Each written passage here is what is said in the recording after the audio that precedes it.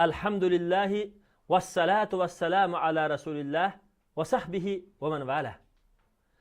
Muhterem Müslüman qarindoshlarimiz, biz özümüzningki haqda mustahkam turayotganligimizni, bizningki tavhid aqidasida mustahkam turib, kufrga qarshi turayotganligimizni, shundaqla özümüz ve jamiyatimizni sağlam imani ruh bilan tarbiyalab, erkin bo'lgan bir o'zininki odimilik huquq bilan yashash lozim bo'lgan bir haq uchun tirishayotganligimizni hammalarning bilishimiz ve shundaqla Xitoy kommunistlarining bizningki aqidimiz tarafdan dushman ekanligini, bularning huquqlarimiz tarafdan tajovuz ekanligini biz yuqorida darsda so'zlab o'tdik.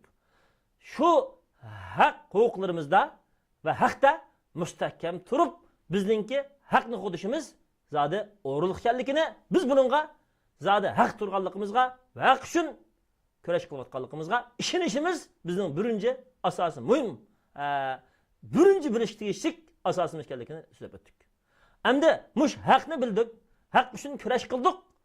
Mush kurash qilayotgan ishda yana bilishga tegishlik, qilish tegishlik ishlarning birisi Allah subhanahu ve taala Qur'oni Karimda alohida dediki: "Estaizu billah, bismillah, qul hazihi sabili ad'u ilallahi ala basiratin ana ve men ittabani." Sure Yusuf 108. ayet. Digini Muhammed Aleyhisselam.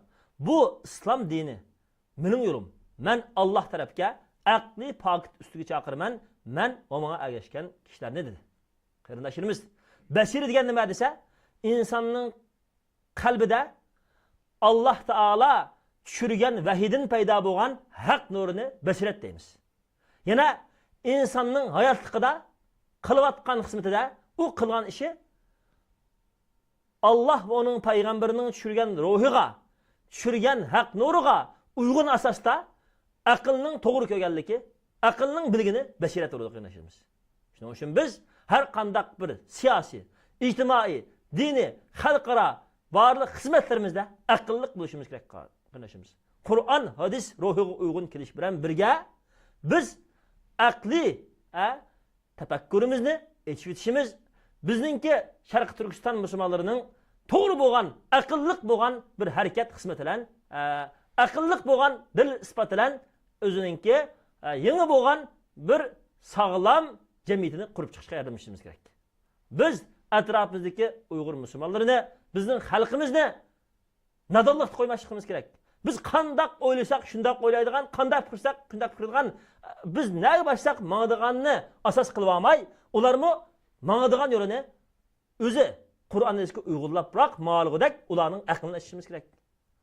Onlarimiz, oshirimiz, urug' tuqqanlarimiz, qarindoshlarimiz, atrofimizda kishilarningki aqlini, tafakkurini o'z oldiga Qur'onga uygun holatda fikr qila oladigan, bizninkimi boshlagan yo'llarimizning Qur'onga uygun emasligini nazorat qila oladigan darajada ham ana shu Xitoy kommunistlarininki bizni qilayotgan barliq xo'rliqini vaqtliq bizni qilgan zulm emas, balki biz musulmonlarning iddisini, e'tiqodini, axloqini, hayotini, nafsini, jamiyatini qurtadigan bir harakat deb bo'lgan darajada aqlliq bo'lishga hem qiladigan xizmatlarda o'zining nima turayotganligini, nima ish qilayotganligini, qanday harakatlarni ilib borsa, qanday so'zlarni qilsa, qanday ishlarni qilsa, bizningki dunyo oxirat maqsadga erishadiganligimizni, Allohning murodiga ham uygun keladiganligini, payg'ambar sollallohu alayhi vasallamning hayotiga ham uygun keladiganligini, bizning ishimizdan chiqqan burundan tortib bu Sharq Turkiston zimindagi musulmonlarni islom nuri bilan tarbiyalab kelgan va ozodligimiz uchun kurash qilgan va ozodligimizni amaliyotda maydonga kelishga sabab bo'lib davlat qurgan rahbarlarimizningki va hozir xizmat qilayotgan diniy va siyosiy rahbarlarimizningki Qur'onga uygun bo'lgan fikrlarga uygun holatda biz o'zimiz va jamiyatimizni to'g'ri qilishga yetaklayishimiz kerak. Biz ma'lum ideya ya fikrlarni atrofdan ügünüp yapılan, bunu özümüz yadılap, ondagin xalqlarga, musulmonlarga, qarindoshlarga tanıdığan iş qilmay, bizning qilganimiz Qur'onga, bizning umumimizga Qur'onga uygun kelgan tariximizga, bizning Sharq Turkistonlik musulmonlarning dunyo oxirat qalbisiga uygun kelamda men qilayotgan fikri deb o'zimizni tashvishimiz kerak.